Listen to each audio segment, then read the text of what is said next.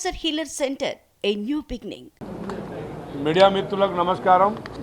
గత 10 సంవత్సరాల్లో ప్రజాస్వామ్యాన్ని ఖూని చేస్తూ రాజ్యాంగ విలువలన్నీ తుంగలో తొక్కి ప్రజా గొంతుకల్ని నొక్కేసి ప్రతిపక్షాలని బయటికి గెంటేసి 10 సంవత్సరాలు అహంకారపూరితమైన ఒక నిరంకుశ పాలనను తలపించి మరి ఆ కేసీఆర్ కుటుంబమే ఈరోజు ప్రతిపక్షంగా మరి ప్రజాస్వామికంగా ప్రజాప్రభుత్వాన్ని మరి గవర్నర్ ప్రసంగం మీద జరుగుతున్న చర్చలో మరి జగదీష్ రెడ్డి గారు సాక్షాత్తు స్పీకర్ గారినే ప్రశ్నించే విధంగా వారికి ఇచ్చిన సూచనలను కూడా తుంగలో తొక్కి మరి స్పీకర్ గారి మీదనే అహంకారపూరితంగా మరి ఒక దళిత స్పీకర్ గారిని అవమానించే విధంగా మాట్లాడిన జగదీష్ రెడ్డి గారిని వెంటనే సభ నుండి సస్పెండ్ చేయాలని చెప్పేసి మేము డిమాండ్ చేస్తూ ఉన్నాం.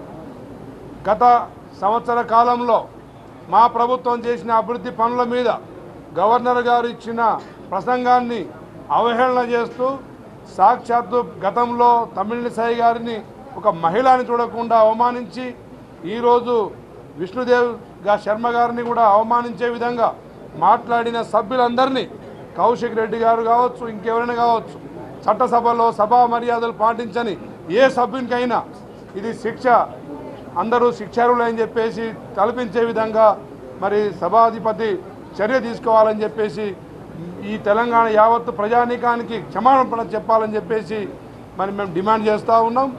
Cancer healer centre a new beginning.